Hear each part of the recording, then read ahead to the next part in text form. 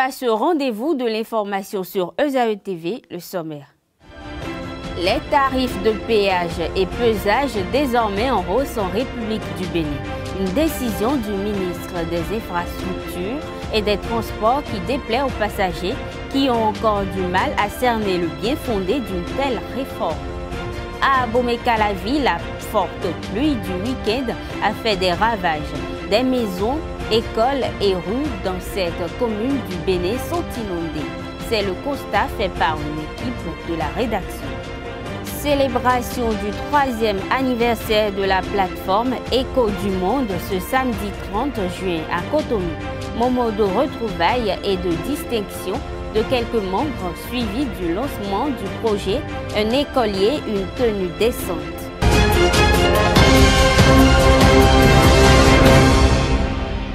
La Commission des lois de l'administration et des droits de l'homme de l'Assemblée nationale en charge de l'étude de la proposition de loi portant amendement de la Constitution a adopté son rapport ce lundi 2 juillet 2018. Seul le député Guy Mitokwe du groupe parlementaire La Voix du Peuple a voté contre ce rapport. Il faut préciser qu'il s'agit d'une proposition de révision technique de la loi fondamentale relative à la peine de mort. Aussi, dans le texte proposé, il sera modifié l'article 81 de la Constitution pour favoriser une meilleure représentativité des femmes à l'Assemblée nationale. Nous y reviendrons avec des détails dans nos prochaines éditions. Les tarifs des postes de péage d'Ekpé sont désormais en hausse. La décision a été rendue publique à travers un communiqué du ministre des Infrastructures et des Transports en date du 29 juin 2018. Une nouvelle réforme qui n'est pas du goût des passagers et conducteurs de bus et de taxis automobiles. À tous les postes de péage du Bénin, les usagers de la route se plaignent. Esther Tofa et Christian Thomaï-Ménan ont fait un tour à Ekpé. Reportage. Poste de péage d'Ekpé, commune de Semekpodji, il est 15 heures environ et sur les visages des conducteurs se dessinent des sentiments de tristesse, de désolation et de déception. En moins de 24 heures, le tarif unique pour les véhicules à moins de 2,55 m a doublé et passe à 300 francs CFA. Pour les véhicules poids lourds, selon les cieux, il faut désormais plus prévoir 500 francs CFA. Une hausse que les usagers de la route ont du mal à comprendre. À l'école, 300.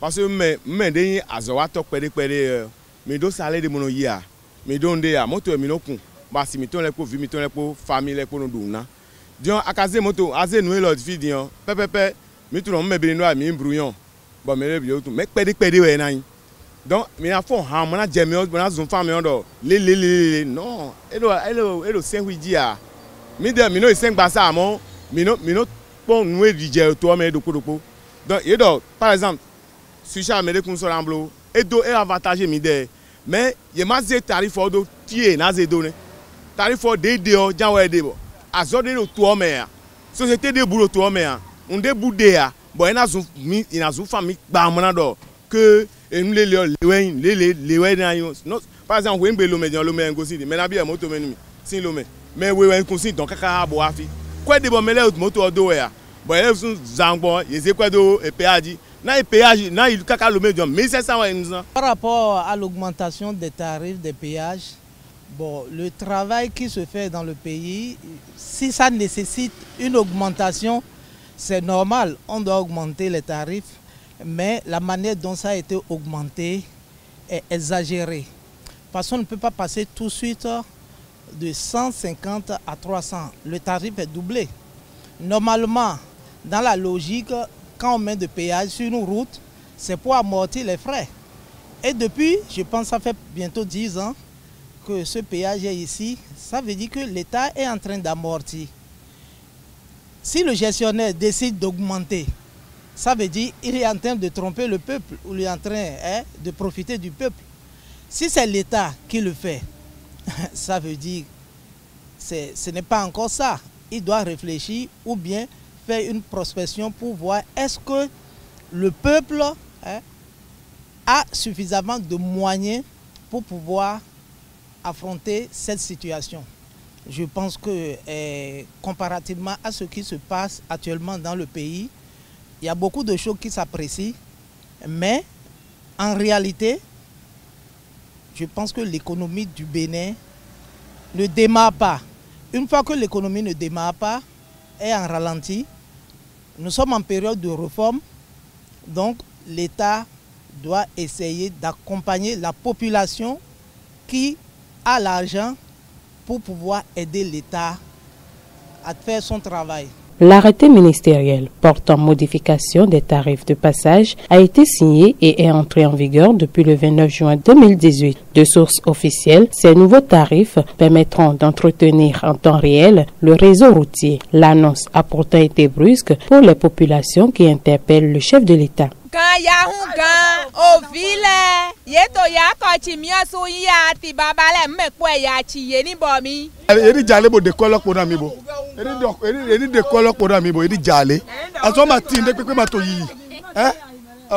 Bon, l'appel que j'ai à lancer à l'État, c'est de comparer cette augmentation à l'augmentation des autres pays. Donc, chercher à diminuer, parce que 300 pour le coût de vie du Bénin aujourd'hui, c'est trop. S'il peut le diminuer à 200, ce serait bien. C'est de 50 francs. Normalement, l'augmentation devait être de 50 francs. Et graduellement, si l'État veut, il peut augmenter encore 50 francs. Mais de 100% d'augmentation, je pense que si vous êtes un locataire et votre propriétaire vient du jour au lendemain et vous dit le loyer est doublé. Bon, si l'État veut doubler, il n'a qu'à doubler les salaires. Toutes nos tentatives pour recueillir les précisions des responsables ont été vaines. Pour cause, l'absence d'une autorisation qui devrait leur être délivrée par leur hiérarchie. Il faut rappeler qu'aux dispositions de l'article 2 du dit arrêté, les véhicules administratifs, militaires et sanitaires sont exemptés des droits de péage. Il s'agit entre autres des cortèges, des véhicules, des institutions de l'État, des véhicules de patrouille et ceux transportant des troupes ainsi que les ambulances. Les riverains de la zone Calavi, quartier 1 de la commune d'Abomey-Calavi, ont d'énormes difficultés à se déplacer depuis quelques jours. Une forte pluie s'est abattue sur certaines villes du pays le week-end écoulé. Plusieurs rues et carrefours d'Abomey-Calavi sont inondés et pleines de boue. Ces derniers invitent les autorités étatiques à leur venir en aide. Suivez. Quelqu'un qui a un verre numéro Calavi, très bien, moto. Mais quand on a ton, il est capable. Il y a un peu de d'autres donomi. Quand il y a un babo doté, ben ali, pour globe top population. Mais il y a. Quand on bloque todo, on te dit on bloque todo né. Mais quand les verres, surtout tra la même miton Calavi ton, ni tité. Bois qu'on ne tobi bois Calavi. Ali, était quoi parler de semaine mais en population en dit. Et nous en avons mis. Mais doit avoir galère, mais galère que population Calavi ton tabac le quartier école d'accord pour voir fille, mais là qui composé le EGB, ce EP composé bon viens là aussi même bon ouais. Et en zone ville. Mais tant qu'on galère ni tout, galère bien vers midi. Ni tant qu'on boit bla li odonomi. Ti ja mo je no gle kaka même e ko gana ko nyon ko solo no ton fi. Ben toi on dit hein, il ni quelqu'un mais ni blodo, c'est à Calavi ton ni c'est pas mi. Mi do délégué. Ti ja le on veut nous population. Nous dit si on jali le noyon de bois et sinon dis-moi le dia si on gandin si jali le noyon de bois mais non de mo on mais do choix ni esi wa blodo mi o e na yo ali yo ni jija no yo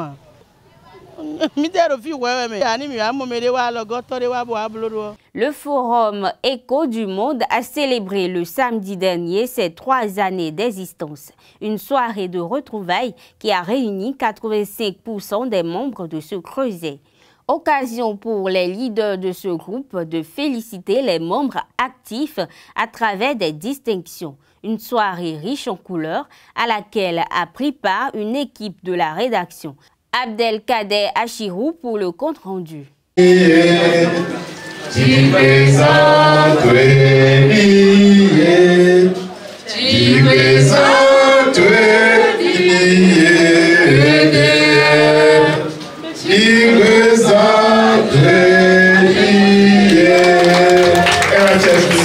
une coupure de gâteau très symbolique pour marquer les 1200 jours d'existence du forum WhatsApp baptisé Écho du Monde. Réunis ce samedi 30 juin 2018, les membres de ce creuset d'échanges virtuels ont organisé un dîner en guise de retrouvailles afin de se familiariser et d'enraciner davantage les liens qui les lient les uns aux autres. Ainsi, il a été effectué une présentation complète de tous les membres présents à ce rendez-vous. De faire des débats politiques, des analyses et des décryptages de l'actualité politique. Le forum compte aujourd'hui 112 membres, tous des Béninois de la diaspora et des Béninois qui sont ici sur le territoire national. Et nous avons décidé de nous retrouver au moins une fois chaque année pour célébrer l'anniversaire de notre forum. Plus ce devoir, parce qu'avec la loi sur le numérique, qui nous rend tous responsables de nos écrits. Et donc je voudrais profiter de l'occasion pour nous dire que nous devons continuer à faire comme nous faisons d'habitude et à être plus sérieux dans ce que nous publions. À l'occasion, il a été présenté à l'assistance un projet intitulé Chaque écolier, une tenue décente, lequel projet à caractère purement social et humanitaire a pour objectif d'habiller des centaines d'écoliers de la ville capitale du Bénin à la rentrée prochaine et d'envisager une stratégie pour une couverture nationale du dit projet les années à venir. Il s'agit d'apporter l'espoir et l'espérance aux écoliers issus des couches sociales défavorisées. C'est vrai que c'est assez prétentieux de la part de nous de dire autant et au regard du projet que nous portons, mais c'est déjà intéressant d'avoir ce rêve et d'y travailler. Ayant déjà mobilisé 100 000 francs CFA, un appel de fonds pour le projet a été effectué et a permis de mobiliser encore 295 000 francs CFA en espèces et 220 000 francs en promesses. Notre ami Chérif qui vient de s'engager à fournir un bloc complet de tenue kaki aux enfants. Merci bien. Aux enfants de s'arrêter.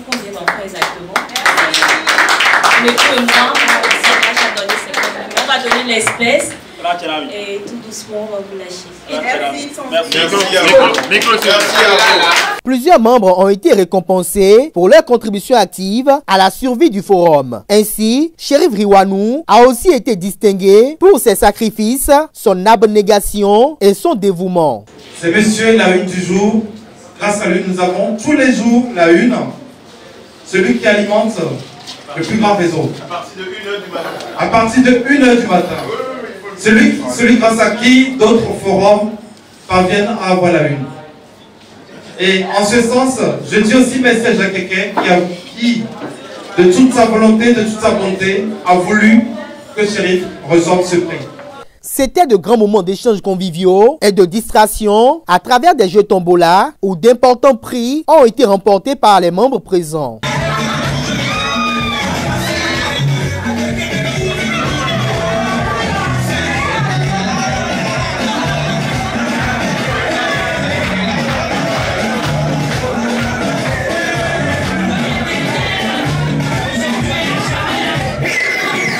Créé par Jacques Taquin le 18 mars 2015 et co-administré par un collège d'administrateurs, EDM est réputé pour son sérieux et sa rigueur, sans distinction de personne et de rang social en cas d'entrave au règlement intérieur du forum. Édouard Loco, Clément Adéoti Adéchian, Bonaventure Akenatonde, Jérémy Adomaou, Jacques Keke sont quelques personnalités de ce forum WhatsApp parrainé par Louis Vlavonou. Le rendez-vous est pris pour l'année prochaine pour l'anniversaire des 4 ans avec plein d'innovations et de surprises. Le professeur Dodji Amouzouvi a effectué une communication introductive à l'occasion des obsèques solennelles de Da Agbalenon sur la thématique « Le vaudou, une entité au service de l'homme et de la communauté ». Il a démontré et prouvé que le vaudou est une déité au service de l'homme et de la communauté. Il a par ailleurs déconstruit le discours qui tend à assimiler le vaudou à de la négativité. Suivons-le. C'était de déconstruire un discours qui tend à montrer le vaudou comme de la négativité, comme le diable, comme le mauvais. Un discours qui tend à montrer le vaudou comme une religion. Et dans mon intervention, j'ai essayé d'abord de définir ce que c'est que le vaudou pour moi. Et pour la vérité, le vaudou n'est pas une culture, le vaudou n'est pas une religion, le vaudou n'est pas un système de pensée. Le vaudou, il est l'entité première, il est la déité, il est la cause causante. Le vaudou est donc Dieu.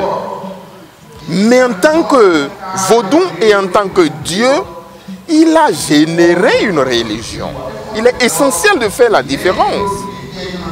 Christ n'est pas la religion. Christ, c'est la troisième personne de Dieu, Trinité, qui a généré le christianisme.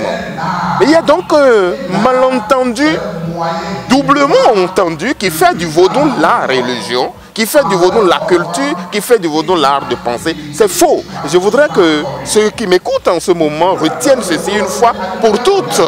Le vaudou a généré un art de vivre, un art de penser, un art de s'habiller, un art de cuisiner, un art de construire. Le vaudou a donc généré une culture et a généré une religion. En deuxième position, j'ai essayé de démontrer par quel mécanisme, ce que j'ai appelé le hold-up intellectuel, quand on évoque Mahou, on oublie le couple Mahou-Segbolissa et on pense à la Trinité, Père, Fils et Saint-Esprit.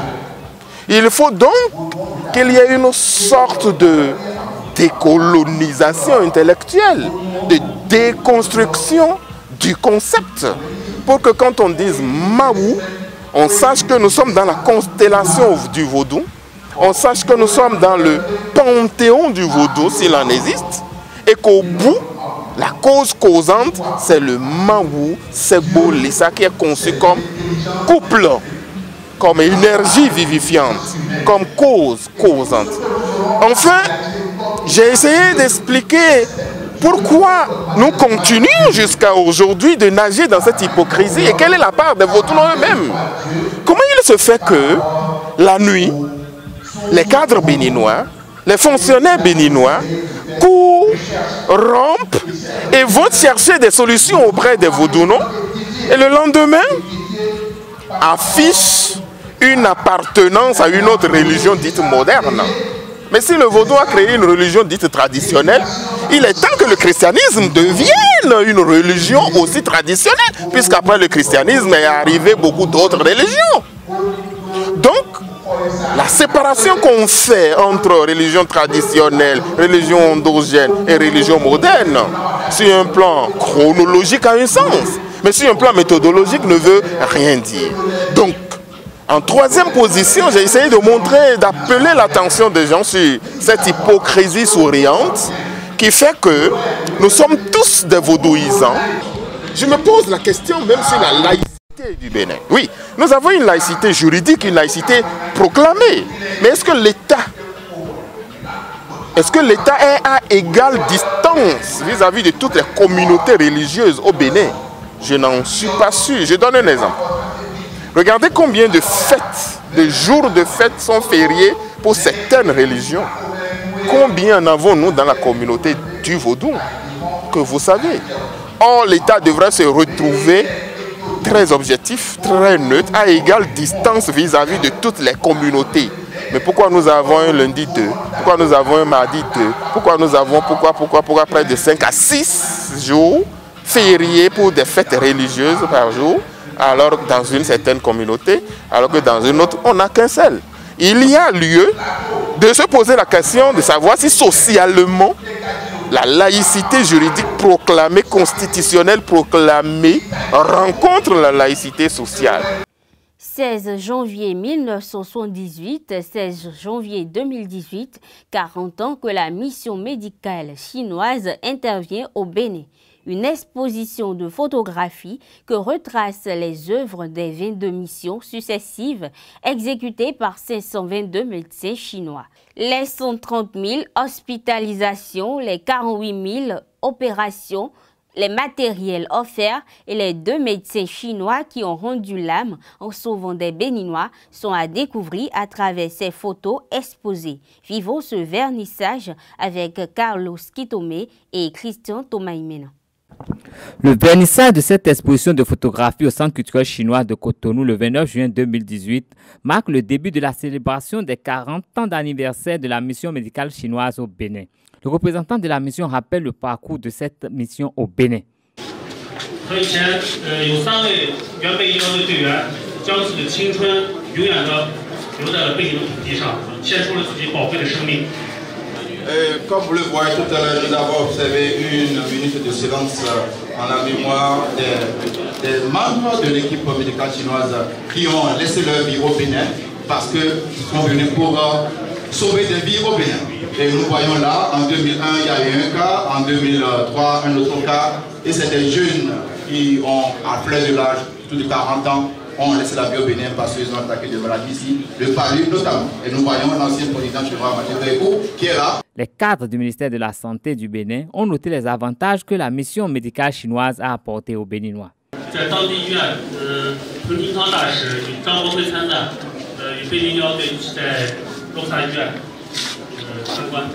Là, c'est à Lokossa, vous avez vu l'ambassadeur Pang qui est là avec cette 22e mission médicale à Lokossa pour une photo souvenir, pour les accueillir, pour aussi les encourager à accomplir leur mission comme il le faut.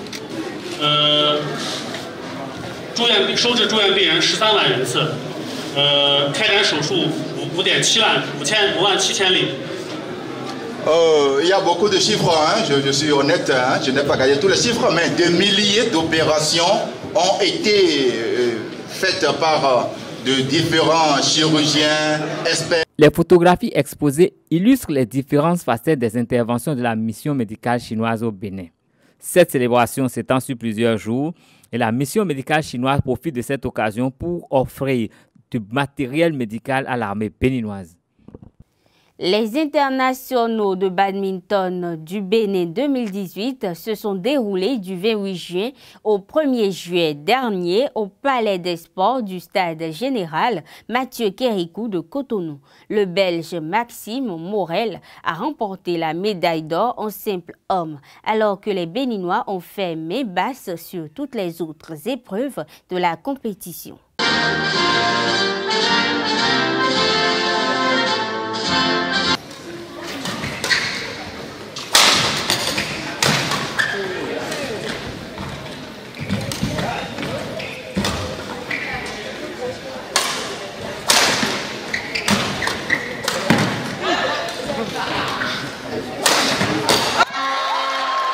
Les doigts levés vers le ciel, Maxime Morel, le numéro 1 belge, vient de remporter la deuxième édition des internationaux de badminton du Bénin en simple homme au Palais des Sports du Stade Général Mathieu Kérékou de Cotonou le 1er juillet 2018. Le 103e au ranking de la Fédération internationale de badminton s'est disposé du Jordanien Baedit Ahmad en 2-7, 21-11, 21-13. Venu se relancer, la tête d'affiche de ce futur série a atteint son objectif. Malgré le score, c'était un match très compliqué, je m'attendais vraiment à ça. C'était important pour moi d'essayer de garder une bonne vitesse dans le jeu du début à la fin, d'être un peu plus offensif que lui. Parce que je savais que si je jouais les rallyes, c'est un joueur qui aime vraiment bien prendre son temps, construire bien les rallyes. Donc si je jouais à son rythme, je savais que ça allait vraiment durer très longtemps et être dur. Donc j'ai essayé un maximum d'essayer d'écourter les échanges à certains moments et ça a bien fonctionné, donc je suis très content. C'est la première fois que je venais ici, seulement apparemment la deuxième fois qu'ils organisent le tournoi ici à Cotonou et c'est vraiment une très bonne organisation pour un futur série, c'est vraiment très bien.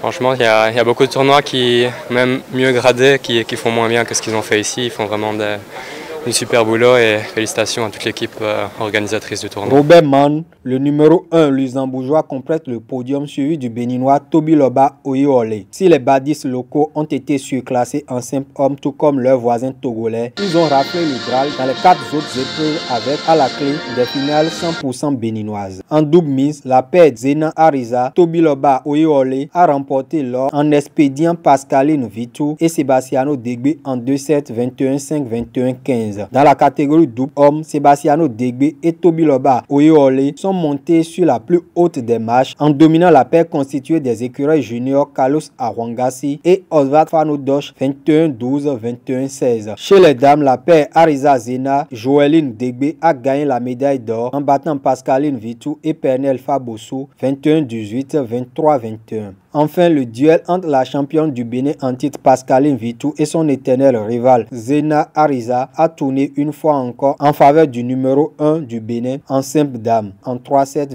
21-9, 20-22 et 21-13. Ça fait déjà longtemps que je me suis entraînée. C'est à cause de cet entraînement, de ce tournoi que je suis venue, parce que je pars à l'examen, donc je me suis dit à côté les entraînements, mais sans ce tournoi, je ne pourrais pas aller en Algérie pour jouer le championnat du jeu olympique. Donc je suis venue. Malgré les entraînements, ça m'impressionne que je l'ai gagné. Parce que si je me suis entraînée, en 2-7, je peux la battre. Donc je suis fière de moi. J'ai un peu de courage en moi. Ça a été toujours comme ça en moi. Quand j'ai la confiance en moi, je gagne toujours. Pascaline est toujours en forme. Déjà, j'ai travaillé sur certains de mes points faibles. J'en ai réussi. Mais il y a d'autres que j'ai beaucoup... pas travaillé, ce qui m'a coûté la victoire pour ce match. Je suis allée à 3-7, c'est pas une défaite en soi, mais je compte m'améliorer encore, travailler toujours pour pouvoir la vaincre, parce que c'est l'objectif de tout athlète, poursuivre la victoire et y arriver. Le rideau tombé sur la deuxième édition des internationaux du Bénin, la fédération annonce l'édition 2019 sous de meilleurs auspices avec notamment le passage de Future Series à Challenge International et un prize money.